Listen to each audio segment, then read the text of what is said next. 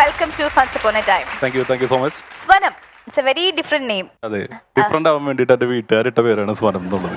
ശരി, വീട്ടിലാരെങ്കിലും സംഗീതവുമായിട്ട് ബന്ധമുള്ള പാട്ട് പാടുന്ന? സംഗീതമായിട്ട് ബന്ധമില്ല, എനിക്ക് സംഗീതമായിട്ട് ബന്ധമുണ്ടായിരുന്നു കുറച്ചു കാലം മുമ്പ്. അത് കഴിഞ്ഞിട്ട് ആ ബന്ധം അവളുടെ വീട്ടുകാർ പിടിച്ചപ്പോ നിർത്തി.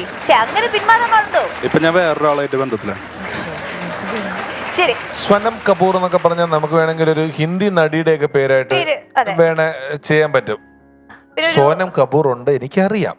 ഞാൻ സ്വനം കപൂർ എന്ന് വേണമെങ്കിൽ ഇടാമെന്നുള്ളതേ പറഞ്ഞുള്ളൂ. സോനം കപൂർ വേറെ, സോനം കപൂർ വേറെ. ഇത് സാങ്കല്പിക കഥാപാത്രം. ഒരു കാര്യം, പിഷാരുടെ നിനക്ക് സഹായം വേണം. എന്റെ സഹായം വേണം. പിള്ളേരെ ഒറ്റപ്പെടുത്തുക. അതെ, ഞാൻ പറഞ്ഞു കൂടെ. ഓക്കെ, നമുക്ക് രണ്ടിനും കൂടെ പിടിക്കാം.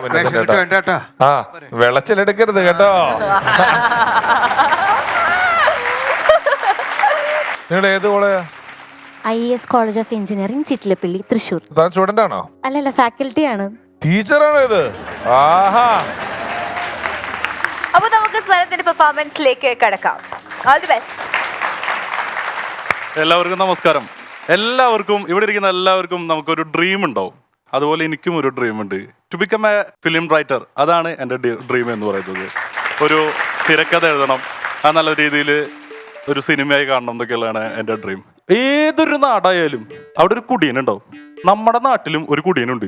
നമ്മുടെ നാട്ടിലെ സീനിയർ കുടിയനാണ് ലോനപ്പൻ ചേട്ടൻ. പുള്ളിയുടെ താടിയില്ലേ, 1-ാം തീയതി പുള്ളിയുടെ താടി ഇങ്ങനെ പിഴിഞ്ഞു കഴിഞ്ഞാൽ തലേദിവസം അടിച്ച മദ്യത്തിന്റെ 1/2 ലിറ്റർ പിഴിഞ്ഞെടുക്കാം. അജാതി കുടിയനാണ് നമ്മുടെ ലോനപ്പേട്ടൻ. ഒരു ദിവസം ലോനപ്പൻ ചേട്ടൻ അടിച്ച് ഫിറ്റായിട്ട് വരികയാണ്. ഞാൻ വന്നിട്ട് ആടി തീവ്രത്ത് ഇങ്ങനെ വന്നു കഴിഞ്ഞപ്പോൾ പുള്ളി നോക്കുമ്പോൾ അന്ന് ഈ ക്രിസ്മസ് ഒക്കെ നടക്കുന്ന ഇപ്പൊ ഇതുപോലത്തെ ഒരു അന്തരീക്ഷമൊക്കെ നടക്കാം.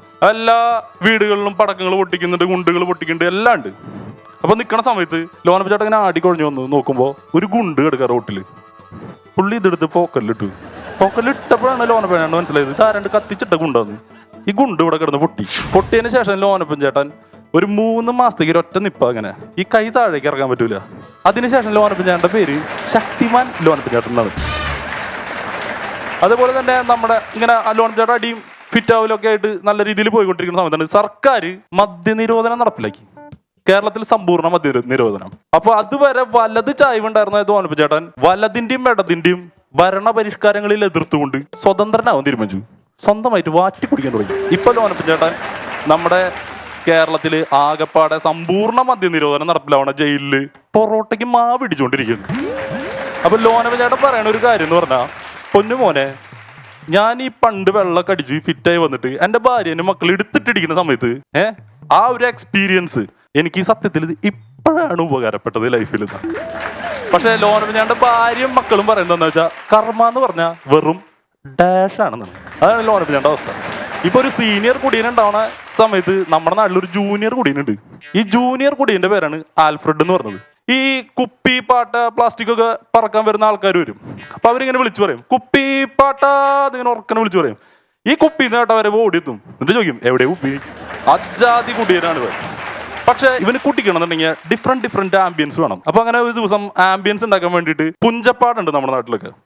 അപ്പോൾ കണ്ണത്ത ദൂരം പാടായിരിക്കും. ഈ പുഞ്ചപ്പാടത്ത് പോയിട്ട് ഇവൻ ആംബിയൻസ് ഉണ്ടാക്കി കുടിക്കാൻ പോവാണ്. അപ്പൊ ഈ പുഞ്ചപ്പാടത്തിന്റെ ഒരു പ്രത്യേകത ഉണ്ട്. അത് അവിടെ ഒരു കൈവഴി ഉണ്ടാവും. ഈ കൈവഴിയുടെ സൈഡിൽ ചെറിയ ചെറിയ തൈത്തെങ്ങുകൾ ഉണ്ടാവും. പിന്നെ ഇപ്പുറത്ത് ചെളിയായിരിക്കും. ഇവന്റെ ഷർട്ടും ഡ്രസ്സൊക്കെ അഴിച്ച് ഈ തൈത്തെങ്ങും ഇട്ടിട്ട് ഈ ചെളിയിൽ ഇറങ്ങി ഇങ്ങനെ ഉഴുവാൻ തുടങ്ങി. ഉഴുത് കയറി വരും, 2 അടിക്കും. പിന്നെയും പോയി ഉഴുത് കയറി വരും, 2 അടിക്കും. അങ്ങനെ അടിയൊക്കെ കഴിഞ്ഞ് മച്ചാൻ തിരിച്ചു വന്നപ്പോ ഈ ഷർട്ടും ജീൻസും കാണാനില്ല.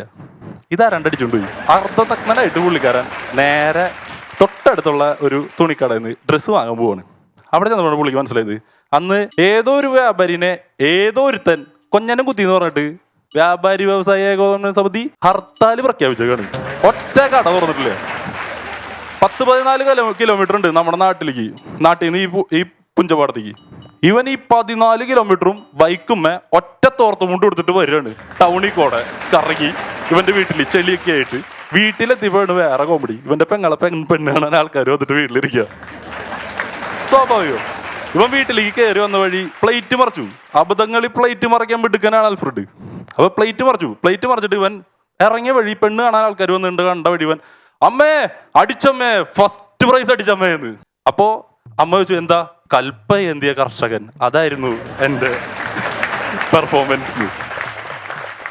അവിടെ അന്ന് പെണ്ണ് കാണാൻ വന്ന ചെക്കൻ്റെ അമ്മാവൻ തുടങ്ങിയിട്ട് ചെക്കൻ വരെ ഇവനെ അപ്രീഷിയേറ്റ് ചെയ്ത് ഷെയ്ക്കാന് കൊടുത്തിട്ട് വീട്ടിൽ പോയി. അങ്ങനത്തെ ഒരുത്തനാണ് നമ്മുടെ ഈ ആൽഫ്രഡ്. ഇപ്പൊ എൻ്റെ പുതിയൊരു പരിപാടി എന്ന് പറഞ്ഞു കഴിഞ്ഞാൽ സൈക്കോ ത്രില്ലർ എഴുതാനാണ്. കാരണം ഇത്രയ്ക്കും വലിയ സൈക്കോകൾ വെച്ചിട്ട് എനിക്കൊരു ക്രൈം ത്രില്ലർ എഴുതാൻ പറ്റില്ല. നേരെ സൈക്കോ ത്രില്ലറിലേക്ക് ഞാൻ കൺവേർട്ട് ആവാണ്. Thank U.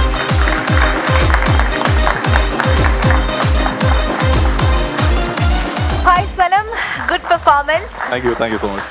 ഈ പറഞ്ഞ കഥാപാത്രങ്ങളിൽ ഏതെങ്കിലും ഒന്ന് സ്വന്തമാണോ? എല്ലാം എനിക്ക് പരിചയമുള്ള എന്നെ ചുറ്റുപറ്റി നിൽക്കുന്ന ആൾക്കാരാണ്. സോനം ചേട്ടാ, നിങ്ങളുടെ പേര് പോലെ തന്നെ നിങ്ങളുടെ തമാശകളും വളരെ പുതുമയുള്ളതായിരുന്നു. ഗംഭീരമായി കേട്ടോ. നന്ദി. സുനം നമസ്കാരം. വളരെ രസമായിട്ട് അവതരിപ്പിച്ചിട്ടുണ്ട് ഇതിലെ ഓരോരോ സംഭവങ്ങൾ. അങ്ങനെ എനിക്കൊരിക്കലും ഇങ്ങനെ പെട്ടെന്ന് പറയാൻ പറ്റില്ല. പറയുകയാണെങ്കിൽ ആ ഒരു മാറ്ററേ എനിക്ക് പറയാൻ പറ്റുള്ളൂ. ഇതൊരു മാറ്ററിൽ നിന്ന് ഇങ്ങോട്ട് ചാടി അങ്ങോട്ട് പോയി അവിടെ പോയി ഇവിടെ പോയി ഇവിടം വരെ എത്തിച്ചു. വളരെ രസമായിരുന്നു. ഇനി വരുമ്പോൾ ഇതിനേക്കാളും ഗംഭീരമായിട്ടുള്ള സംഭവമായിട്ട് ഇറങ്ങി വരണം. ഓക്കെ, അപ്പോൾ ഇന്നസെന്റ് സാർ പറഞ്ഞ പോലെ ഇനി വരുമ്പോൾ ഇതിലും ഒരുപാട് മുകളിൽ നിൽക്കുന്ന പെർഫോമൻസുമായിട്ട് വീണ്ടും എത്തുക. So thank you so much for being here. Thank you. All the best.